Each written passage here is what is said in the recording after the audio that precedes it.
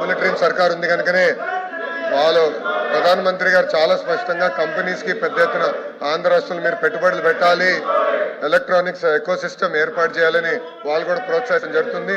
దాంట్లో భాగంగా మన ఏసీప్ అనే కంపెనీ కూడా ప్రత్యేకంగా విశాఖపట్నంలో వాళ్ళ భూములు కూడా కేటాయించడం జరిగింది. ఈ ఎలక్ట్రానిక్స్ మ్యానుఫ్యాక్చరింగ్ క్లస్టర్ ని పెద్ద ఎత్తున ప్రోత్సహిస్తాం.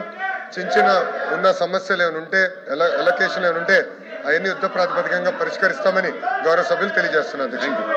క్వశ్చన్ నెంబర్ 14368 శ్రీమతి సవితి గారు.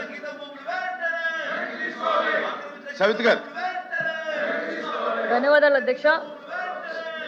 ఆంధ్రప్రదేశ్ రాష్ట్ర కాపు సంక్షేమం మరియు అభివృద్ధి సంస్థ విధులకు ఆర్థిక సాయం అందించడానికి 16-17 నుంచి 23-24 వరకు గల సంవత్సరానికి విదేశీ విద్య కోసం విదేశీ విద్యా దీవెన పథకాన్ని అమలు చేయడం జరిగింది అధ్యక్ష.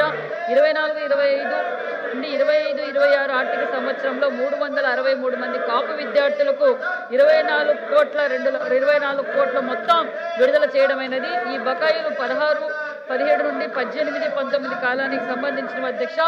16, 17 నుండి 18, 19 గల సంవత్సరం విదేశీ విద్యా పథకం కింద మొత్తం 1585 మంది విద్యార్థులకు వర్తింపజేయబడినది మరియు కాపు విద్యార్థులకు 153 కోట్ల మొత్తాన్ని ఆర్థిక సహాయంగా విడుదల చేయబడినది. 22-23 నుంచి 23-24 వరకు గత సంవత్సరంలో విదేశీ విద్యా పథకం కింద మొత్తం 60 మంది విద్యార్థులకు వర్తింపజేయబడినది మరియు కాపు విద్యార్థులకు 15.53 కోట్ల మొత్తాన్ని ఆర్థిక సహాయంగా విడుదల చేయబడినది.